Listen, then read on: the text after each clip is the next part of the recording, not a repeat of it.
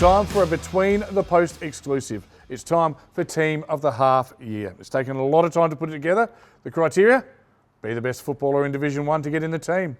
But seriously, thanks to Phil Hurd and Adam Jeffries for their input, and most importantly, the coaches. All the coaches have communicated with me their selections, and I've been able to build what I think is a wonderful team and 22 thoroughly deserving recipients. So let's get right into it, and hopefully you enjoy the footage that you'll see on those players who've been successful. Starting in the left forward pocket from the Glenunga Football Club, it is Michael McMahon. The man they know as Macca has kicked 19 goals and continues to be the forward pillar that makes Glenunga so dangerous.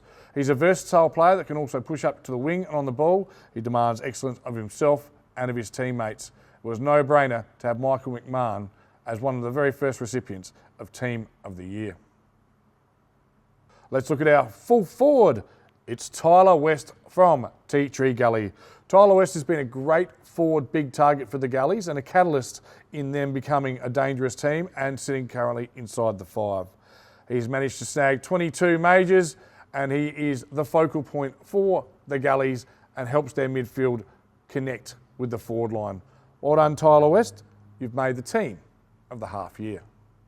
In our other forward pocket, from the Payneham Norwood Union Football Club, the man they call Tentacles, it's Tom Wagner. Now, Tom has a lot of versatility in the way he plays the game. He has kicked 17 goals. He can play as the deepest forward. He pushes up as a high half forward, but also spends time in ruck. The clubs have judged him to be in the best players 5 times this year, and coach Jeremy Cheney is really happy with the role he is playing. When Tom catches fire, the Falcons win games. Congratulations, Tom, on your selection. To the half forward line now. Tea Tree Gully's resurgence has very been much off the back of this man, Chris Olsen. Chris, whilst running through the midfield a lot, does play up at half forward. He's received quite a few votes in our Player of the Year voting, judged by the commentators, and the club has seen him in the best players 5 times this year.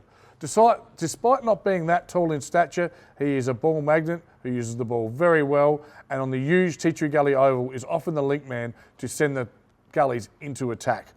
Chris Olsen, our half forward flanker. Congratulations. At centre half forward, it's the big fella from the Brighton Bombers, Will Rivers. Will traditionally has been the key post down back, but Mouse has moved him up forward this year. And one thing that's sure every time you check Brighton results is Will Rivers, 2 goals. He's kicked 2 or 3 goals in almost every game this year. He's totaled 19 for the year. And despite Brighton finishing bottom, he is one of the key pillars in the league. Will Rivers earned selection as our centre half forward. On the other half forward flank, it's that dynamic left footer Stephen Jackson. From Broadview, Stephen can float forward, down forward, but he also pushes up high on the wings and plays through the midfield. He continually polls votes in our Player of the Year award, judged by commentators, and the club have given him put him in the best players 5 times this year.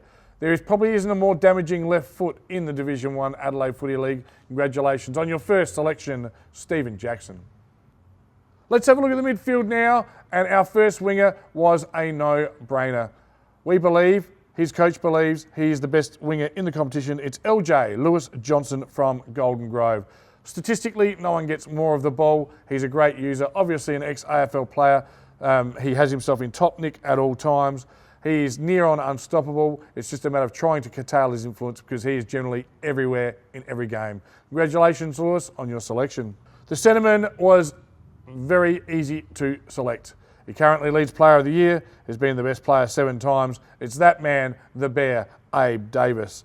He is the centrepiece of Glenunga. He is big, he is strong. His ground ball is still elite despite his size. He's just about unstoppable in the marking contest. He can ruck, he can rove, he does it all. He isn't just our centreman, he's the captain of the Team of the Half Year. Well done, Abe.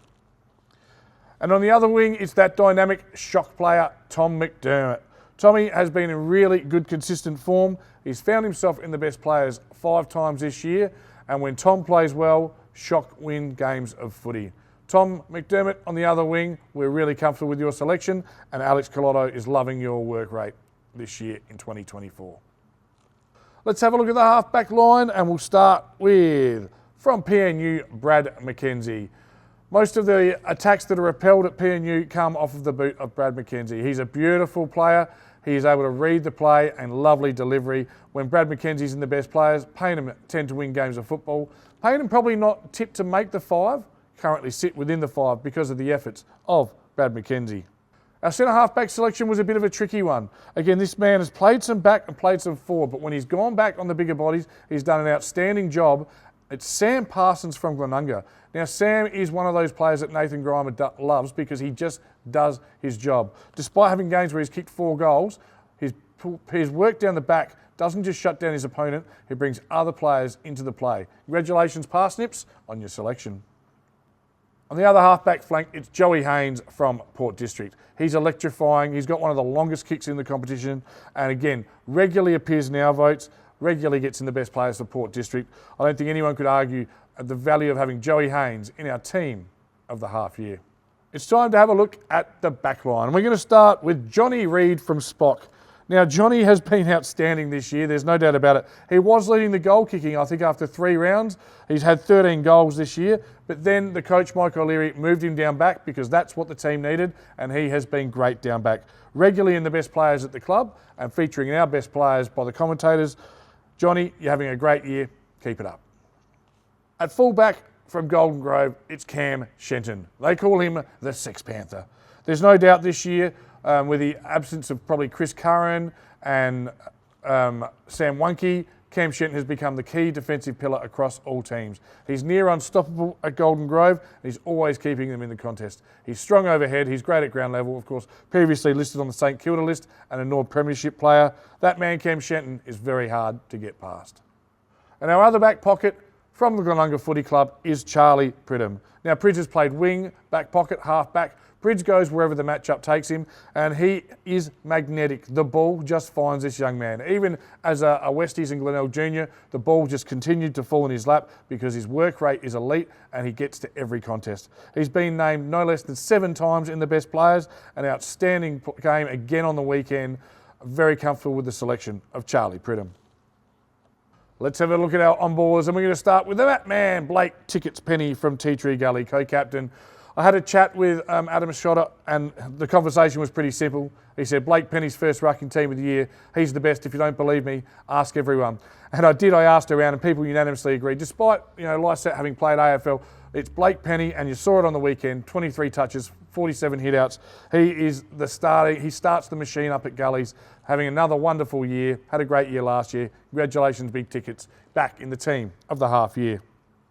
Ruck roving, that man from PNU, 9 games, 9 times in the best players, Matty Nunn. He is outstanding, freakish ability to find the ball, a wonderful user, a great team player, prolific possession getter. Matty Nunn, a no-brainer as one of our on-ballers in Team of the Year.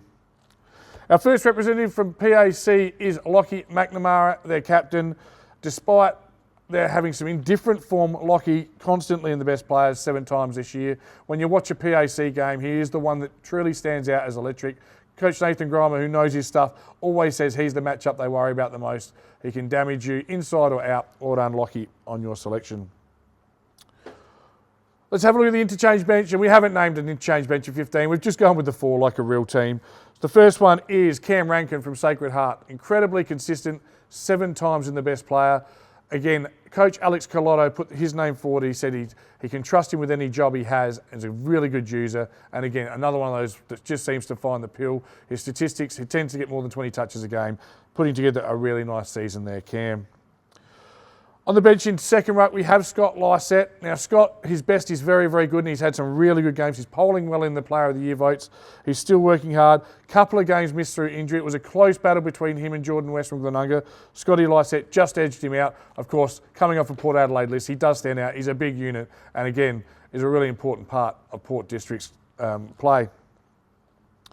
Next up, we have from Sacred Heart. No doubt they've got a lot of representatives because of the form they've been in. It's Seb Kerrish. Seb has been in the best players 5 times. When you watch Seb play, he is a smooth operator. You just see it. He's silky. He's one of those players that looks like he's got a little bit more time than everyone else out there. And it was a pretty easy selection. Alex Collotto as well was pretty strong on the fact that he was one of the prime movers in Sacred Heart's quest to go a couple of steps further this year. And last but not least, when you want consistency, you don't have to look past Otis Carthy. Every single week he seems to be in the best players. He gets one vote all the time for Brighton in our Player of the Year awards. He's done that more than anyone else. He's their captain courageous and a worthy recipient of Team of the Year. Which brings us now to the coach of the Team of the Year, and look no further than the undefeated Nathan Grimer. Despite no less than 14 at times of last year's grand final team being unavailable, still haven't seen Nick Wunke this year. Alex Harron's been overseas. He finds a way to reinvent and develop players. They're 9-0 for a reason. He's a great coach and our team of the half-year coach. So that brings us to the end. It was great to see nominations from all teams. Every team got a player in, with Glenunga having the most with 4 players in, 5 if you count their coach. Of course, we're back later on this year with the Team of the Year. Again, a sincere thank you to the coaches who helped me put this together. So, if you don't like the Team of the Year, have a chat to your coach. Everyone a worthy recipient. Some obviously very unlucky players not to get in, but looking forward to revisiting this at the end of the year. Thanks for watching Between the Posts. It's been a pleasure.